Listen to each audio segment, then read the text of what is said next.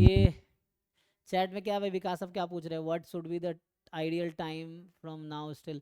अभी देखो, अभी एग्जाम के 6 महीने बचे हैं अराउंड। अभी क्या खत्म हो रहा है, अभी 15 अगस्त हुआ है। तो 15 अगस्त, सितंबर, अक्टूबर, नवंबर, दिसंबर, जनवरी, फरवरी, 15 फरवरी के आसपास एग्जाम है। गेट नेट गेट एग्जाम दोनों का 6 महीने हैं। 3 महीने सिलेबस को दो। 3 महीने में सिलेबस और PYQ कंप्लीट कर लो। बचेगा 3 महीने। 1 महीने थोड़े से उन सिलेबस जो किए हो उस पर बैठ के कुछ क्वेश्चंस प्रैक्टिस कर लो डिफरेंट रिसोर्स से। अगले 2 महीने बैठ के मॉक टेस्ट सॉल्व करो। That's all. ये टाइमलाइन, इस पे काम करो।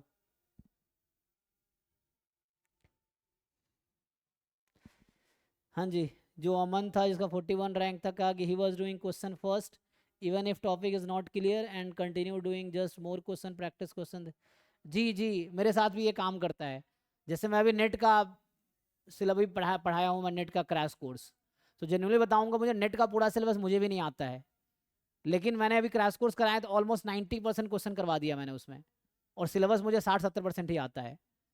तो क्वेश्चन डायरेक्ट सॉल्व करना ईजियर है, क्योंकि कई बार हमें लगता है ना पूरा सिलेबस आएगा तभी क्वेश्चन होगा। तो पूरे क्वेश्चन तब होंगे, लेकिन जनरली जो क्वेश्चन ओरिएंटेड भी अप्रोच कई बार रहता है। मतलब यहाँ कहने का मतलब क्या है कि you start with a question, या तो आपसे सॉल्व होगा या नहीं होगा। हो गया तो गुड, नहीं हुआ तो अब ये सीखो कि सॉल्व हो क्यों नहीं रहा है। और ऐसे करते करते आपने बहुत सारे क्वेश्चन अगर सॉल्व कर लिए तो दैट्स ऑल। जैसे अमन की बात करो, अभी क्या हो रहा है, उसका बॉम्बे में हालत खराब हो गया है। कैसे खराब हो गया कि उसने क्वेश्चन सॉल्व कर करके समहाउ एग्जाम निकाल लिया। अब वहाँ पे किताब पढ़ना है, थ्योरेटिकली चीज़ें पढ़ा रहे हैं, तो वहाँ जाके समझ ही नहीं आ रहा है कि होगा क्या। तो वहाँ वैसा दिक्कत आ रहा है। तो अगर आप थ्योरेटिकली बहुत स्ट्रांग हो तो अकेडमिक में सर्वाइव कर पाओगे आगे। नहीं तो एंट्रेंस तो निकल जाएगा। जो ये अप्रोच आप बता रहे हो, दिस इज गुड अप्रोच। मैंने भी ये खूब लगाए हैं अपने एंट्रेंस प्रिपरेशन में, कि हमें क्या करना है, एंट्रेंस में क्वेश्चन सॉल्व करना है। तो मैं बच्चों को ये बताता हूँ, एंट्रेंस निकालना है तो क्वेश्चन सॉल्व करते जाओ, करते जाओ, सीखते जाओ, सीखते जाओ, हो जाएगा। लेकिन अगर आप थ्योरेटिकली बहुत स्ट्रांग नहीं हो, जैसे चीज़ों को कंसेप्चुअल नहीं समझोगे, तो आगे जाकर थोड़ी दिक्कत आएगी। लेकिन एंट्रेंस निकल जाएगा। This is also good approach, कि आप क्वेश्चन उठाओ, सॉल्व करो। नहीं हो रहा है तो फिर सोचो कि सॉल्व क्यों नहीं हो रहा है, फिर उससे सीखो एंड देन सीखते जाओ, सीखते जाओ, तो चीज़ें क्लियर हो जाएगी। तो उससे क्या है, प्रॉब्लम सॉल्विंग स्किल आपकी अच्छी हो जाएगी, इरेस्पेक्टिव ऑफ की नॉलेज आप 100% जानते हो या नहीं जानते हो। तभी आपकी सॉल्विंग स्किल ठीक हो जाएगी।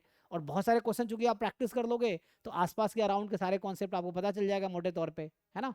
ये है, तो दिस इज ऑल्सो फाइन। वो तो डिपेंड करता है ना कैसे करना है, क्योंकि उसको पहले से भी कुछ बहुत ज़्यादा आता नहीं था, वो बस क्वेश्चन सॉल्व करते गए, जो डाउट है मुझसे पूछता गया, तो क्वेश्चन के थ्रू सीखता चला गया। That is also good approach entrance निकालने के लिए। और ये भी तो हो सकता है कि बाद में जब चीज़ें पढ़ेगा थ्योरी वो, तो उसको समझ आएगा कि अच्छा वहाँ मैं क्वेश्चन में ऐसे लगा रहा था, उसका एक्चुअल मतलब ये है। So that is also fine, ये भी ठीक है। वो तो डिपेंड करता है। लेकिन एक बार जब सिलेबस ओवरव्यू कर लोगे ना, तो ऐसा थोड़ी कि आपको 100% आ जाएगा। 100% किसी को भी नहीं आता, मुझे भी नहीं आता। तो लेकिन ये है कि प्रोसेस में आप सीखोगे बीच में। सो एटलीस्ट एक मेंटली प्रिपेयर्ड हो जाओगे, सिलेबस आपने कर लिया है। अब आप क्वेश्चन सॉल्व करोगे, कुछ क्वेश्चन होगा, इवन सिलेबस करने के बाद भी ऐसा होगा कि कुछ क्वेश्चन आपसे होंगे, कुछ क्वेश्चन नहीं होंगे। जो नहीं होंगे तो फिर भी आपको सीखना पड़ेगा कि ऐसा क्या इसमें है जो हमें नहीं आ रहा है ना। तो फिर से वो कोई अप्रोच होगा या कोई कॉन्सेप्ट होगा, है ना, या कुछ ऐसा होगा उस क्वेश्चन में जो आपको नहीं पता है, इवन आफ्टर कंप्लीटिंग सिलेबस। तो उस तरह से है।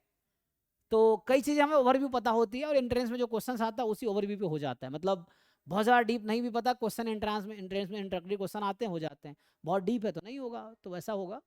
सो बट आइडियल स्ट्रैटेजी है कि सिंपल आप पहले सिलेबस कंप्लीट कर लो, प्रीवियस ईयर पेपर्स कर लो, क्वेश्चंस प्रैक्टिस कर लो। अब जितने क्वेश्चंस करते जाओ, ठीक है ना। डे 1 से भी आप ये कर सकते हो, क्वेश्चन सॉल्व करो। लेकिन अगर आप कोई टॉपिक बिल्कुल नहीं पता है, तो फिर आपको एक क्वेश्चन से एक कॉन्सेप्ट आएगा, दूसरे क्वेश्चन से दूसरा कॉन्सेप्ट आएगा, तीसरा कॉन्सेप्ट आएगा। तो ऐसे करके बहुत सारे क्वेश्चन सॉल्व करोगे तो पूरा टॉपिक ओवरऑल आपको पता चल जाएगा। वैसा है। ठीक है ना। जैसे सिलेबस कंप्लीट करना ही like taking lift, you are completing every step. और ये वैसे वाला हो गया ना क्वेश्चन सॉल्विंग वाला, कि स्टेयर आप ले रहे हो, एक एक करके वैसे बढ़ रहे हो, वैसे वाला है। तो जैसे आपको ठीक लगता है, it's up to you. But कुछ सर करो, मैंने है ये ना। डाउट ये है कि कुछ सॉल्व करो, है ना। जो भी इनका डाउट है तो आप उसको सॉल्व करो। सर मैंने ये डाउट क्लास ना लेट ज्वाइन की है।